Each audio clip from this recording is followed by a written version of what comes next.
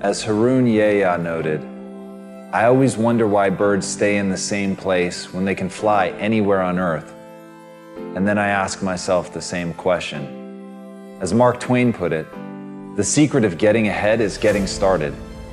And that's where people get stuck. You're literally like the bird. You could fly anywhere you want. You can go anywhere you want to go. And look, I know you've got a litany of excuses and all of them are valid.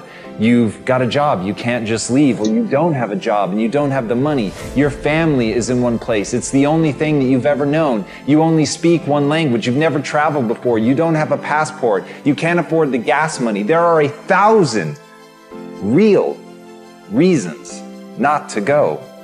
But the truth is that none of them matter. The truth is, if you want to build something in your life, that you have to remember what Mark Twain said. You have to get started, because at the end of the day, that is literally the only thing that's holding you back.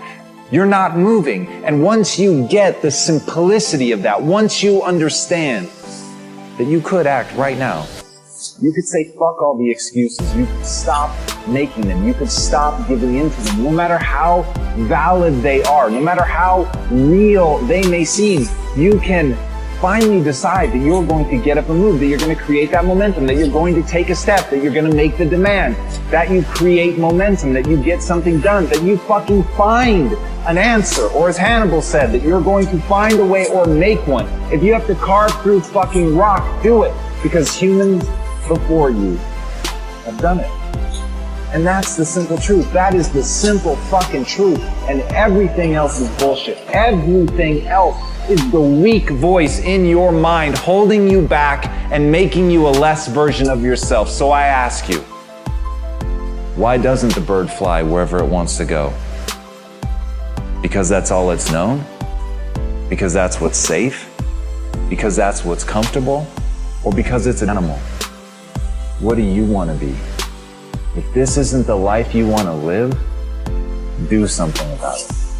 As Albert Einstein said, try not to become a man of success, but rather try to become a man of value.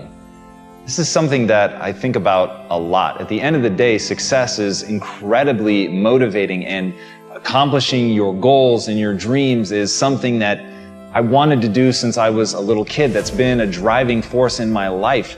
But through all of that, the times that I've felt happiest, the times that I've felt most secure, the times that my anxiety and my stress have been at zero, are the times where I felt like I was being most true to myself, where I was trying to really become a person of substance. I wasn't looking for something extrinsic. I was focused inward and trying to develop the person that I'm becoming, that I had some code that I was living by, that I was really deciding not just what outwardly success looks like, but what does it mean to be a good person? What does it mean to be an effective person? What does it mean to be worthy of trust? And those things, at the end of the day, those things are something that when you invest in finding value in that it takes you somewhere amazing. And as Bruce Lee said, knowledge will give you power, but character will give you respect. And at the end of the day, I really can't think of anything better than that. I can't think of anything that will keep me company when I'm alone, when there's nothing but silence around, when all I can hear are the sounds of my own thoughts. The only thing that is going to bring me or you comfort is respect, is self-love, is knowing who you are really and knowing that you're true to that even when nobody's looking. And that concept, that notion of having a guiding light, a principle, something by which you steer by, that you are always true to, and that in your moments of stress, chaos, confusion, of desire, that in your moments of deepest desire, that you're still true to that, that all you think about is that North Star of being that person that you want to be. When you let that be your guiding light, when you stay true to that, nothing can hurt you. Because nothing will be able to make you feel badly about yourself. Because once you know who you are and you're true to it, nothing else matters. As Walt Disney said, if you can dream it, you can do it. Now what makes me laugh is I know right now some of the people listening to that, they say that's bullshit. They're just limits to what humans can do. And I get that response. I understand it. I used to respond to everything like that. I used to see only the difficulty. I used to see only the ways in which it couldn't work out. And I couldn't see. I was literally blinded by fear. I was blinded by some bizarre sense of pride that wanted to justify my limited existence, that didn't want to have to face that I could be doing more, that I could be more, that my life was somehow less than what it could be. And so I would laugh at quotes like that. And I know right now I have the chills. I know right now there are people that are laughing at that, and all they can think about are the limits. All they can think about are the things that prove him wrong. And guess what? He is wrong. There really are limits. But if you fucking waste your time focused on that, you're never going to create the momentum that you need to actually make something come true in your life. You can build virtually anything, but if you get hung up on the fucking virtual part, if you let that stop you, if you immediately go to the things that ultimately limit you and hold you back, that is where you're going to stay forever. Because if you argue for your limitations, guess what, my friend? They become yours. And congratulations, you now get to live in that box. You get to live in that self-defined prison. But if, like Teddy Roosevelt said, instead of that, you keep your eyes on the stars and your feet on the ground, and you don't act like somebody who can't see that, sure, there are limits, there are edges to this universe, but you're looking not at that. You're looking at how do you really execute. You're dreaming big, and you're remembering that your feet ultimately is that contact point. It is where the rubber meets the road. It is that moment of doing. And so if instead of rejecting it because your feet must stay planted on the ground, remember that in keeping your feet on the ground, that's the moment of action. That's the moment of doing something about it. That's the moment of seeing the fucking possibilities and then moving, doing something, making it real. So right now, give up on those weird mental mechanisms that make you actually want to fight for the things that aren't possible, to get people to believe in it, to get people to understand why you've chosen to stand still. Instead of that, convince yourself that you should be moving. Go do what you know you're destined to do.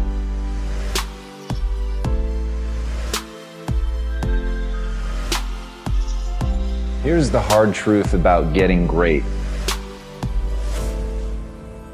It takes time and dedication. It takes a willingness to accept that you're not yet good enough. It takes the ability to stare at the places that you know that you're weak, to really look at those things and not let it affect your sense of self-esteem and not let it affect your sense of self-worth so that you can still get the momentum going. But you have to understand that in the beginning, we're all terrible. And as Henri Cartier-Bresson said, your first 10,000 photographs are your worst. And so the thing that really makes great art are the people that continue to push and the people that continue to work and face how inadequate they are and really understand that at the end of the day, greatness is a craft. Greatness is a process. Greatness is a habit. Greatness is the little things that you do every day over time, going out every day unafraid of whether or not this is one of the 10,000 terrible things that you're going to do. It's being unafraid to make those mistakes. It's being unafraid that you're not yet great. And as Marianne Radmacher said, courage doesn't always roar. Sometimes courage is the quiet voice at the end of the day saying, I will try again tomorrow. And that's it. If you want to be great, that's what you have to do. You've got to get up again tomorrow.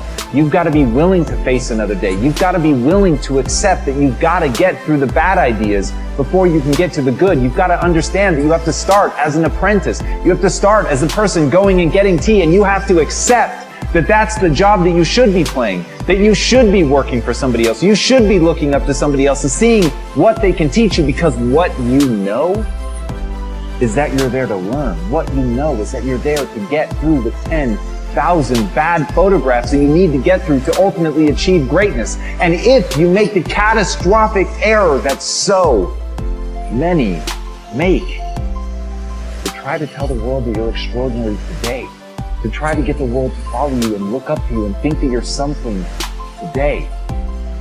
Because the people that really win are the ones that invest today, the ones that live today, the ones that spend every ounce of their energy amassing mastery, getting better every day, working their asses off to improve their skill set, to relentlessly look at the things that they're not doing well, to understand that they have to break themselves down and get rid of all of their ego before they can really find greatness. Those are the people that we remember.